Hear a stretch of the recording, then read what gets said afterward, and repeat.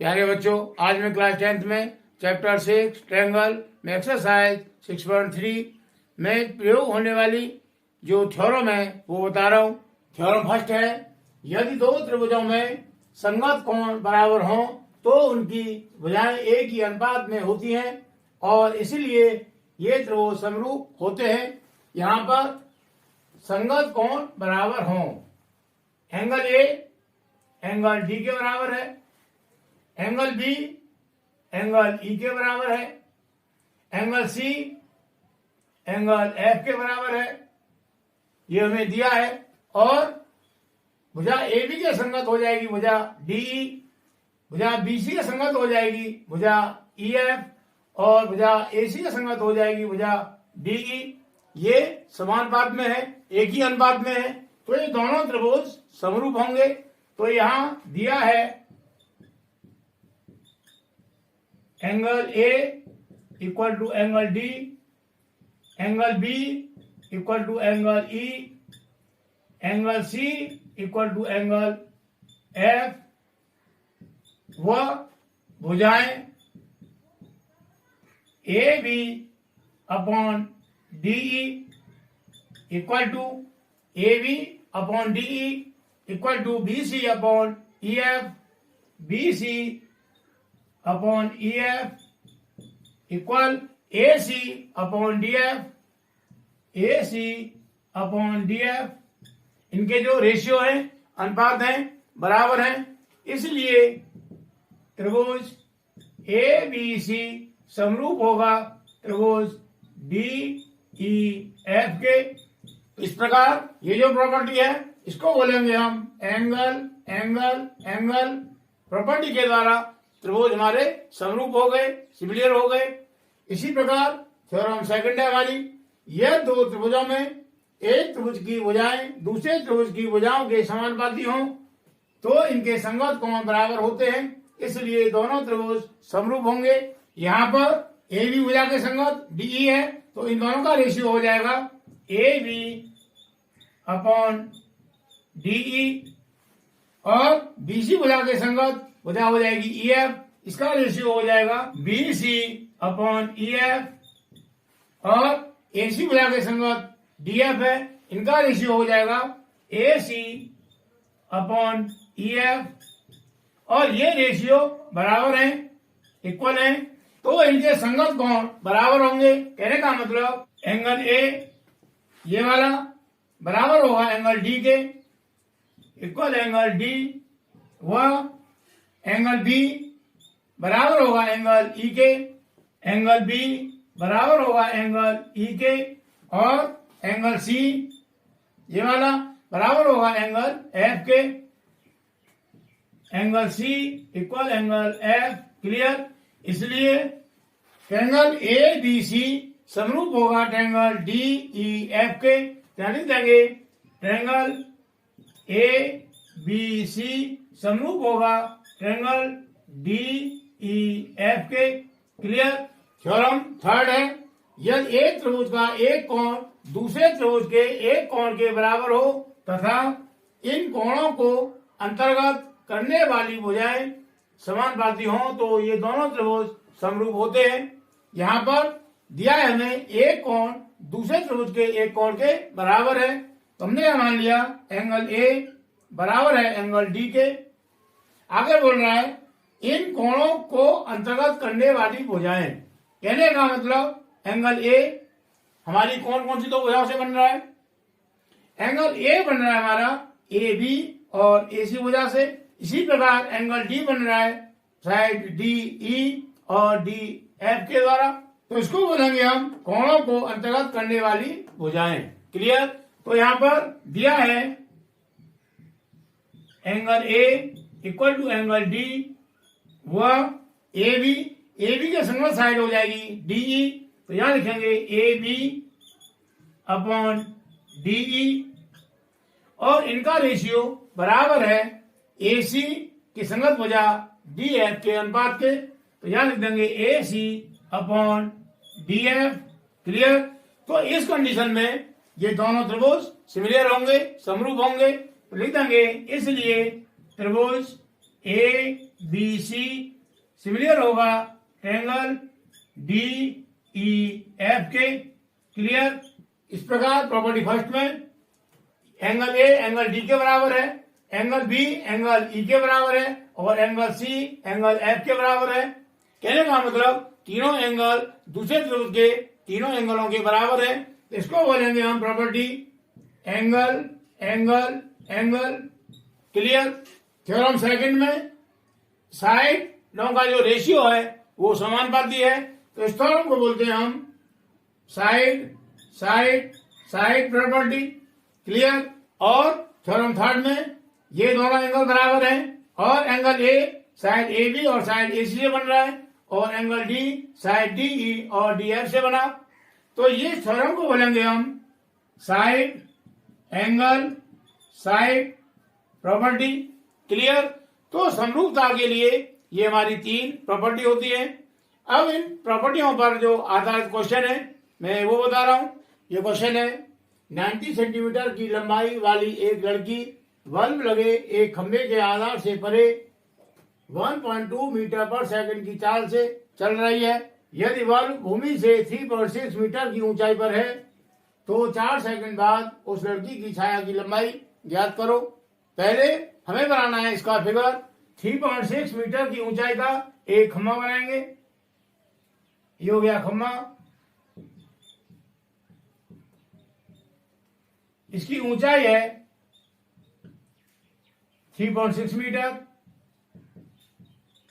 यहां पर कोई बल्ब लगा है। खंभे के आधार से 90 सेंटीमीटर लंबाई की लड़की 1.2 मीटर पर सेकंड की चाल से चल रही है इस साइड में और वो यहां तक 4 सेकंड में आती है। तो सी डी हमने लड़की को मान लिया और ये चाल है इसकी 1.2 मीटर पर सेकंड। क्लियर। तो क्वेश्चन में पूछ रहा है 4 सेकंड बाद उस लड़की की छाया की लंबाई ज्ञात कीजिए। कहने का मतलब 4 सेकंड चलने के बाद ये लड़की की छाया बनेगी, तो इसकी ये लंबाई पूछ रहा है। इसको हमने मान लिया x मीटर। क्लियर। यहां पर इसको हम इससे मिलाएंगे। ये पॉइंट आ गया हमारा E। ये खंभे को नाम दे दिया A B। तो लिखेंगे माना ए बी 3.6 मीटर ऊंचाई का एक खंभा है। सी डी 90 सेंटीमीटर लंबाई की लड़की है और ये बी डी 4 सेकंड में चली गई दूरी है। तो लिखेंगे बी डी 4 सेकंड में 1.2 मीटर पर सेकंड की चाल से चली गई दूरी है।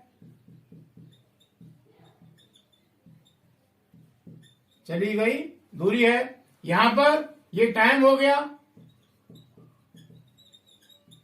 4 सेकंड और ये स्पीड हो गई 1.2 मीटर पर सेकंड। चाल 1.2 मीटर पर सेकंड।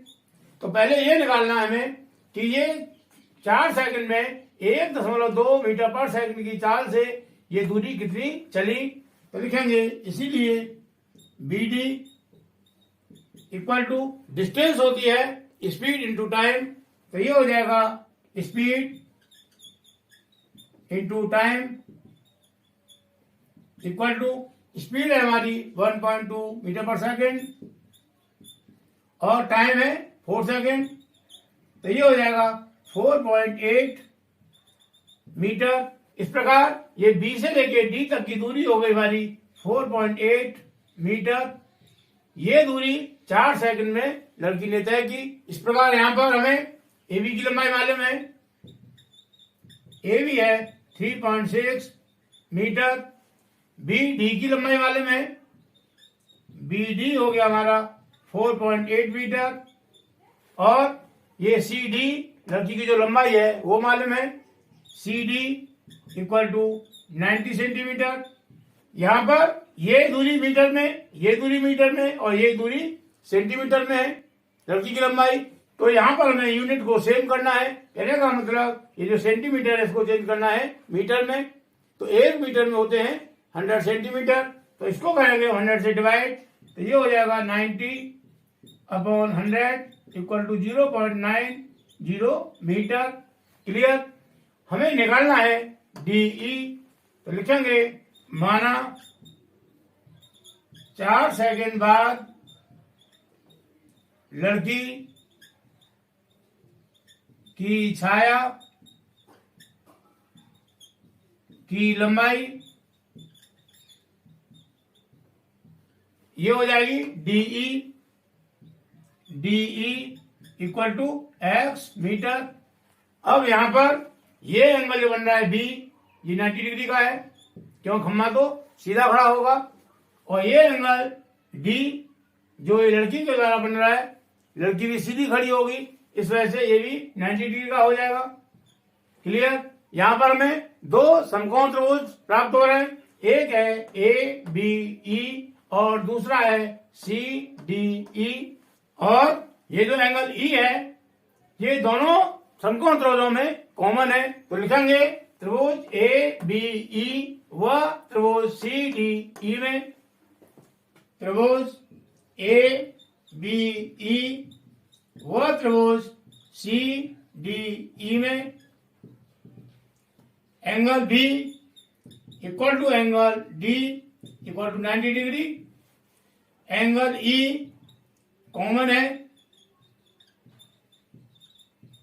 क्लियर। यदि हम इन त्रिभुजों को अलग अलग बनाए तो एक बन जाएगा हमारा इस तरह से,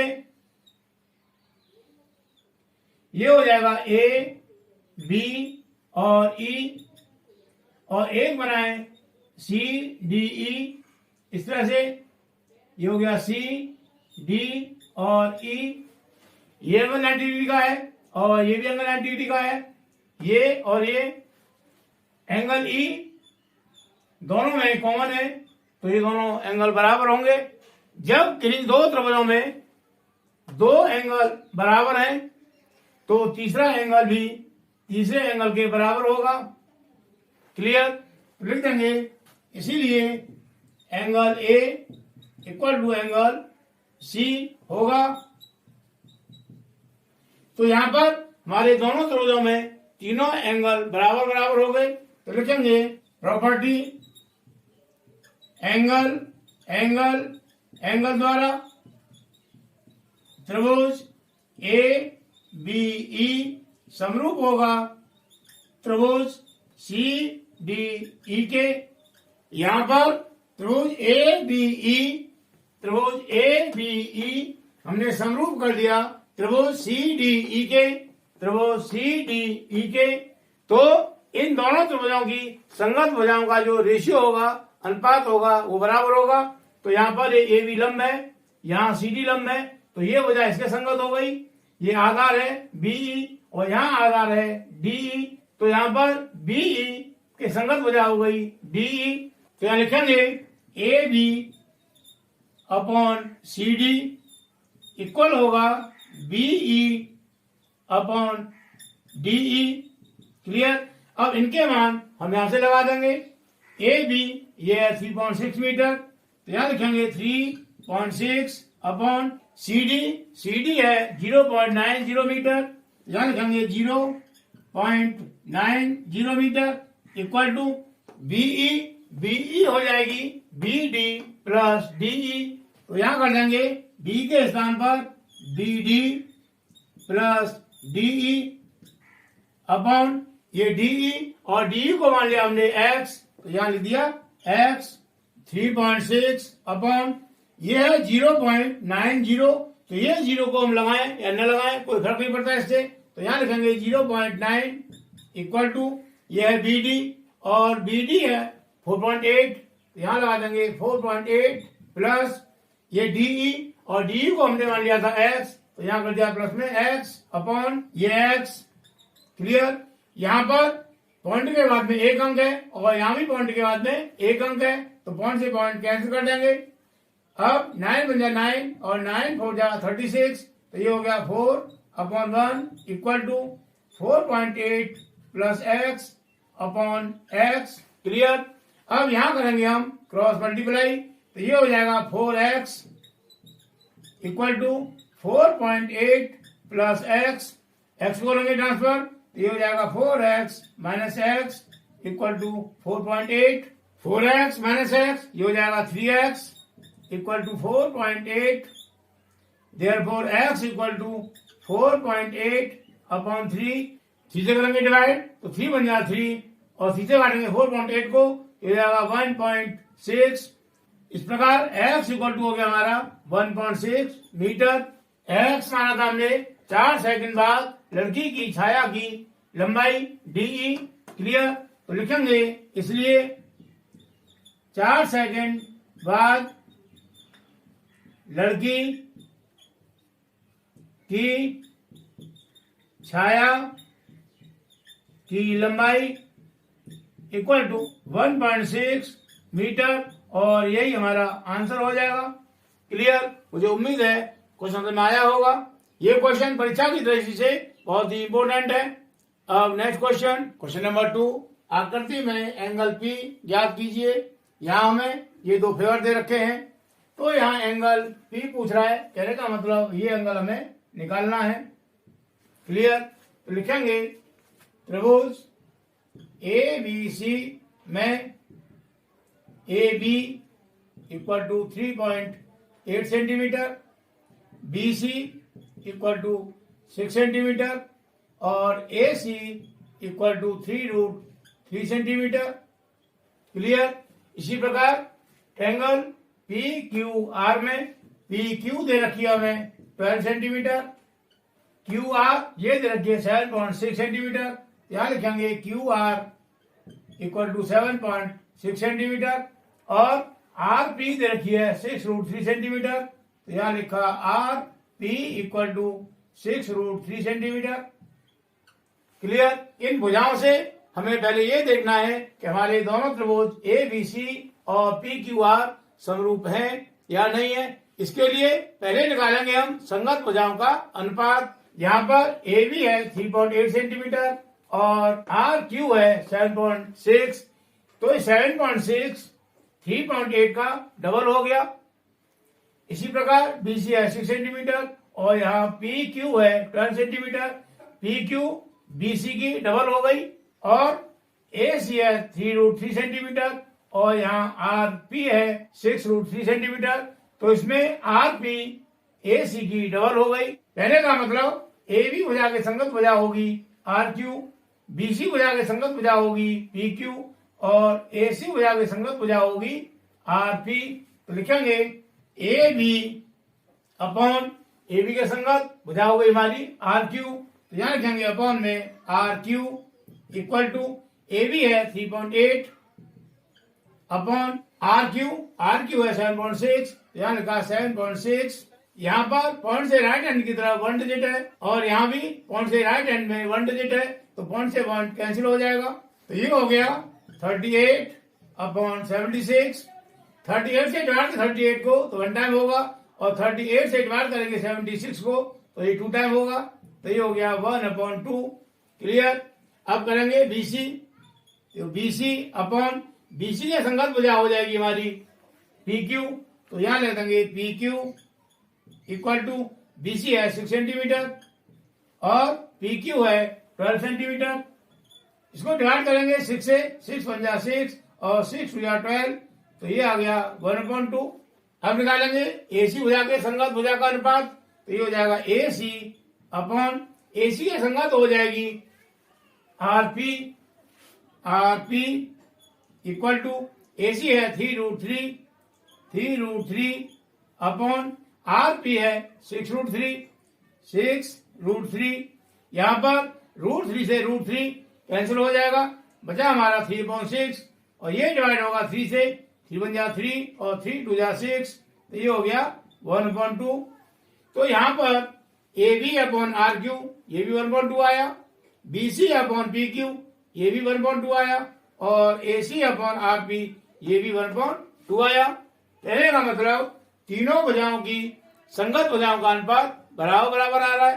तो लिख देंगे चूंकि AB upon RQ equal to BC upon PQ equal to AC upon RP, AC upon RP equal to 1/2, इसलिए त्रिभुज ABC समरूप होगा त्रिभुज RQP के। जब ये दोनों त्रिभुज समरूप हो गए तो उनके संगत कोण भी बराबर होंगे। तो लिखेंगे इसलिए त्रिभुज ABC व त्रिभुज RQP के संगत कोण बराबर होंगे। क्लियर? एंगल A के संगत कोण होगा एंगल R, एंगल B के संगत होगा एंगल Q, और एंगल C के समरूप होगा एंगल ये P। यहां हमें एंगल B निकालना है और एंगल P संगत हो गया एंगल C के। तो लिखेंगे इसलिए एंगल P इक्वल होगा एंगल C के।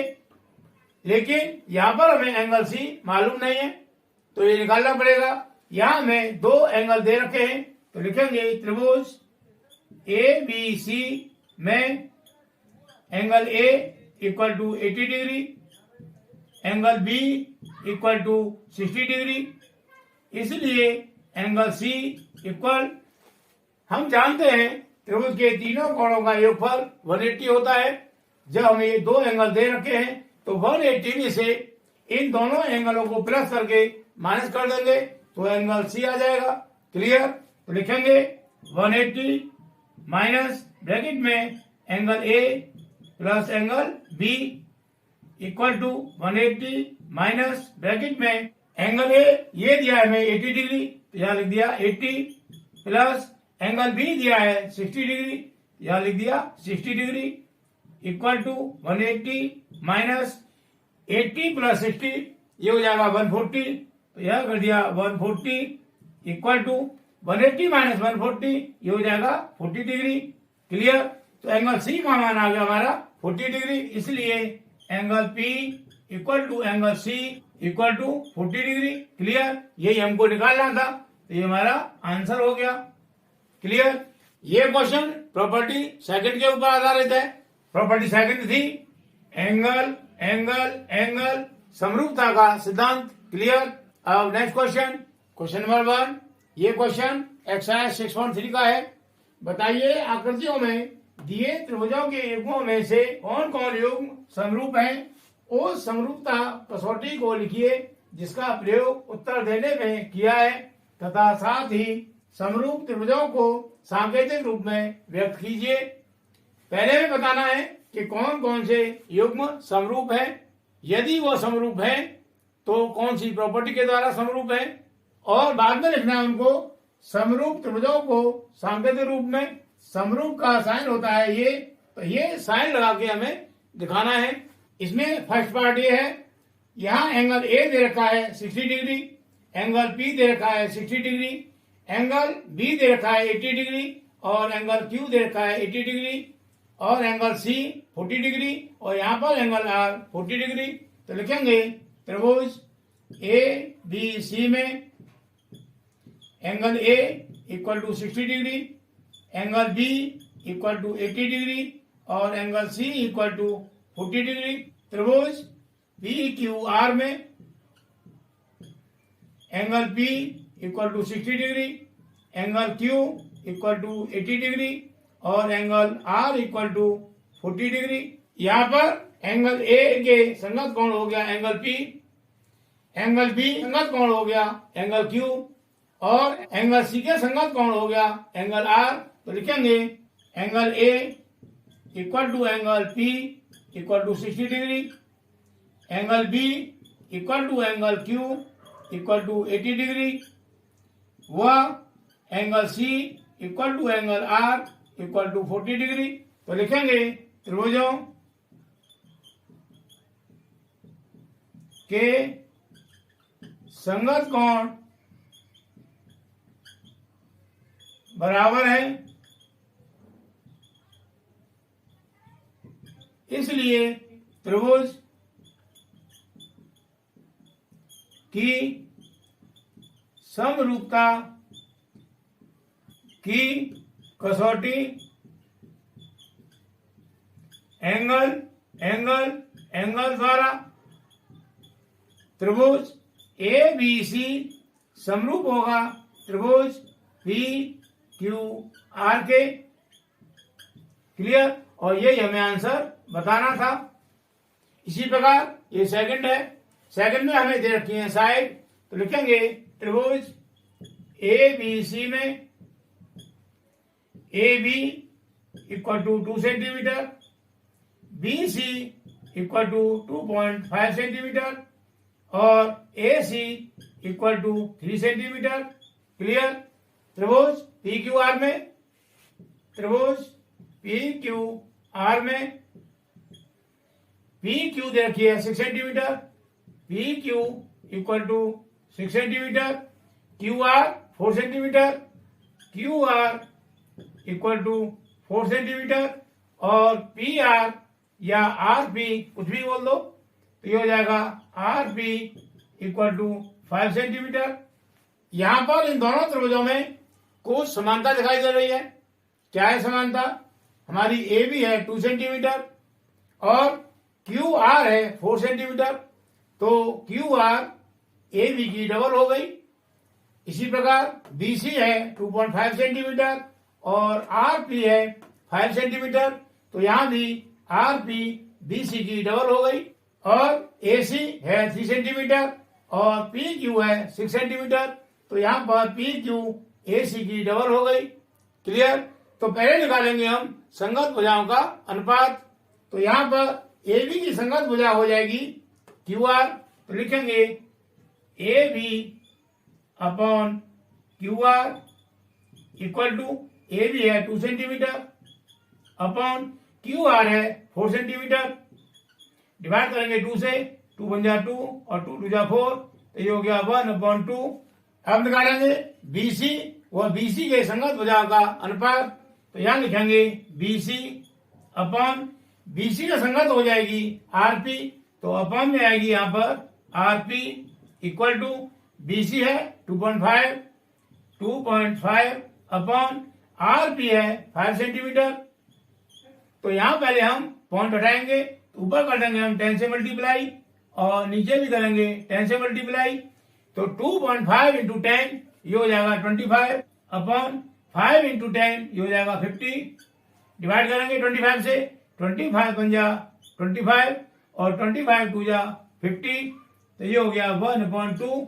अब निकालेंगे हम एसी व एसी के संगत भुजा का अनुपात, तो लिखेंगे एसी अपॉन एसी का संगत हो जाएगी पी क्यू, तो यहां गई अपॉन में P Q equal to AC, AC है 3 सेंटीमीटर, तो यहां लिख दिया 3 अपॉन पी क्यू है 6 सेंटीमीटर, तो हो गया अपॉन में 6।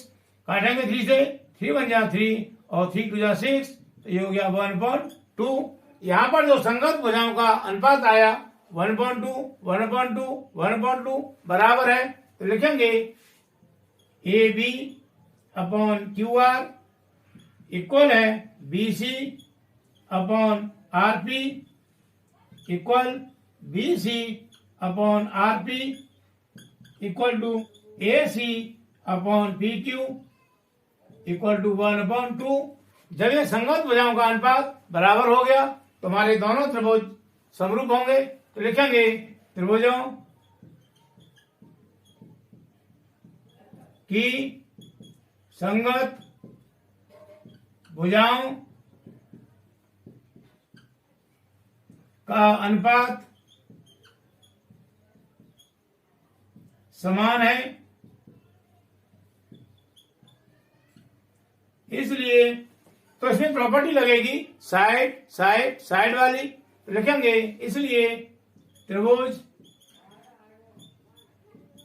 की समरूपता की कसौटी साइड साइड द्वारा त्रिभुज ए बी सी समरूप होगा त्रिभुज क्यू आर पी। क्लियर, ये हमारे दोनों त्रिभुज समरूप हो गए और यही हमें आंसर निकालना था।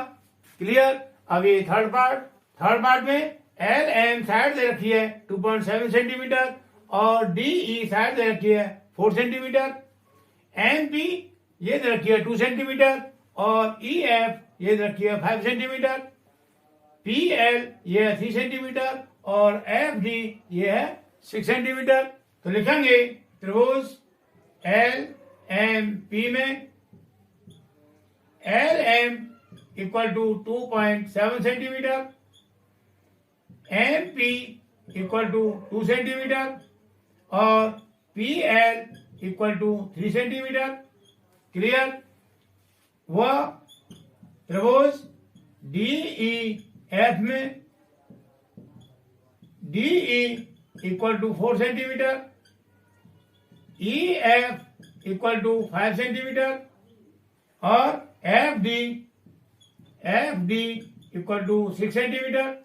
अब निकालेंगे संगत भुजाओं का रेशियो। तो लिखेंगे L M upon L M के संगत हो जाएगी डीई, तो यहाँ लिखेंगे DE equal to L M है 2.7 अपॉन डीई है 4। यहां दोनों संख्याएं किसी से डिवाइड नहीं होंगी तो इनको ऐसे छोड़ देंगे। अब लिखेंगे M P upon E F equal to M P है 2 सेंटीमीटर, 2 अपॉन ई एफ है 5 सेंटीमीटर, याद दिया 5। अब निकालेंगे हम P L upon P L के संगत वजह हो जाएगी एफ डी। तो यहां लिखा हमने F D equal to P L है 3 सेंटीमीटर अपॉन एफ डी है 6 सेंटीमीटर। ये डिवाइड हो जाएगा 3 से, 3 × 3 और 3 × 6 इक्वल टू 1/2। यहाँ पर संगत भुजाओं का जो रेशियो आ रहा है वो बराबर नहीं है, तो लिखेंगे एल एम अपॉन डीई बराबर नहीं है या not equal M P upon E F, M P upon E F not equal P L upon F D, P L upon F D. जब संगत भुजाओं का रेशियो बराबर नहीं है तो हमारे दोनों त्रिभुज समरूप नहीं होंगे। तो लिखेंगे त्रिभुज एल एम पी व त्रिभुज डी ई एफ समरूप नहीं है। क्लियर, और यही हमारा आंसर हो जाएगा। फोर्थ पार्ट, इसमें एम एन दे रखी है 2.5 सेंटीमीटर और एम एल दे रखी है 5 सेंटीमीटर और एंगल एम दे रखा है 70 डिग्री। तो लिखेंगे त्रिभुज एम एन एल में M N equal to 2.5 centimetre, angle M equal to 70 degree और M L equal to 5 centimetre. Clear, इसी प्रकार ट्रायंगल पी क्यू आर में ट्रायंगल पी क्यू आर में पी क्यू दे रखी है 5 centimetre, P Q equal to 5 centimetre, angle Q 70 degree, angle Q equal to 70 degree और Q R equal to 10 centimetre ये में दिया है। तो यहाँ पर एम एन के संगत भुजा हो जाएगी पी क्यू, तो लिखेंगे M N upon P Q equal to M N है 2.5 अपॉन पी क्यू है 5। यहाँ पर पॉइंट हटाएंगे तो उसमें करेंगे 10 से मल्टीप्लाई, तो ये हो जाएगा 2.5 multiply by 10 upon 5 multiply 10 equal to 2.5 into 10 ये हो जाएगा 25 अपॉन 5 इंटू 10 ये हो जाएगा 50। डिवाइड करेंगे 25 से तो ये हो जाएगा 1 टाइम और 50 हो जाएगा 2 टाइम, तो ये हो गया 1/2। एम एल के संगत भुजा हो जाएगी क्यू आर, तो लिखेंगे M L upon Q R equal to M L दे रखी है 5 सेंटीमीटर, तो हो गया 5 अपॉन क्यू आर दे रखी है 10 सेंटीमीटर, तो अपॉन में 10 आ गया, 5 से डिवाइड करेंगे 5 बन जाए 5 और 5 टू जा 10, तो ये हो गया 1/2। और angle M equal to angle Q, angle M equal to angle Q equal to 70 degree. यहां पर ये एंगल बराबर है, ये एंगल जिन दो भुजाओं से बन रहा है उन दोनों भुजाओं का रेशियो बराबर है 1/2। तो लिखेंगे त्रिभुज एम एन एल व त्रिभुज पी क्यू आर त्रिभुजों की समरूपता की कसौटी साइड एंगल साइड द्वारा समरूप होंगे। क्लियर? इसको हम लिखेंगे सांकेतिक रूप में त्रिभुज एम एन एल समरूप है त्रिभुज पी क्यू आर के। क्लियर? और ये हमें आंसर निकालना था। अब है फिफ्थ पार्ट में ट्रायंगल ए बी सी में ए बी देखिए 2.5 सेंटीमीटर, लिखेंगे त्रिभुज ए बी सी में A B equal to 2.5 centimetre, A B equal to 2.5 centimetre, B C 3 centimetre, B C equal to 3 centimetre और angle A equal to 80 degree. Clear? त्रिभुज D E F में E F देखिए 6 centimetre, यहाँ लिखेंगे E F equal to 6 centimetre, angle F 80 degree, angle F equal to 80 degree और F D equal to 5 centimetre, F D equal to 5 centimetre.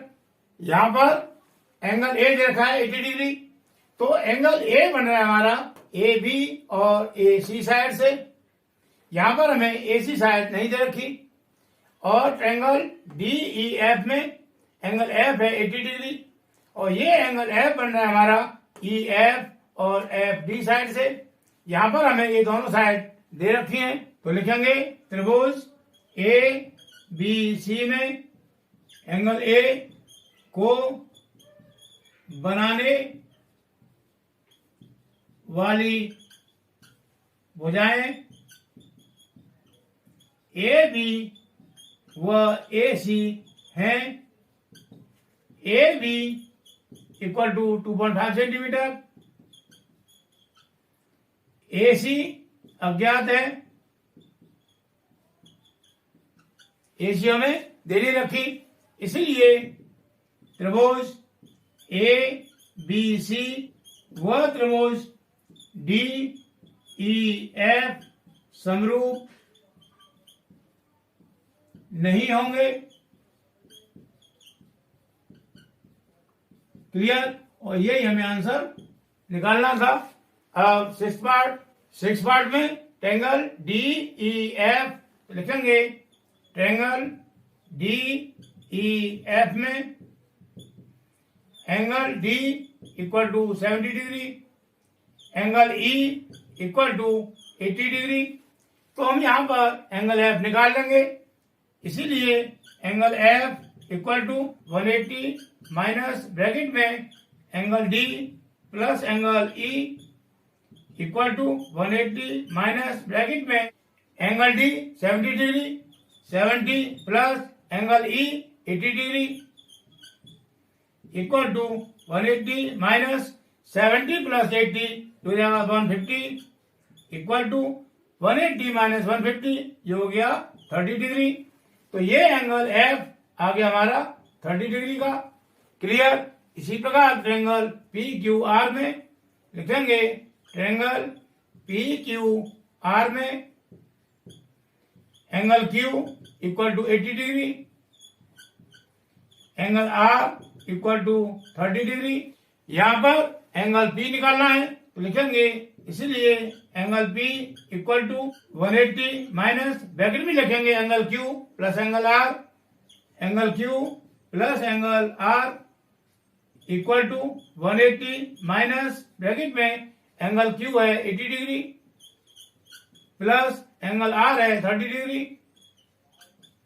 Equal to 180 minus 80 plus 30 ये हो जाएगा 110 equal to 180 minus 110 ये हो गया 70 degree. Clear. तो ये angle P आ गया हमारा 70 डिग्री का। यहां पर एंगल डी के संगत एंगल होगा पी, एंगल ई के संगत होगा एंगल क्यू और एंगल एफ के संगत हो जाएगा एंगल आर। तो लिखेंगे angle D equal to angle P equal to 70 degree, angle E equal to angle Q equal to 80 degree, angle F equal to angle R equal to 30 degree. इस प्रकार ये दोनों ट्रायंगल समरूप हो जाएंगे। तो लिखेंगे त्रिभुजों की समरूपता की कसौटी एंगल द्वारा त्रिभुज DEF समरूप होगा त्रिभुज PQR के। और ये मैं आंसर देखना था। मुझे उम्मीद है ये सभी क्वेश्चन बहुत अच्छे से समझ आए होंगे। इस एक्सरसाइज के आगे के इम्पोर्टेंट क्वेश्चन आगे की वीडियो में करेंगे।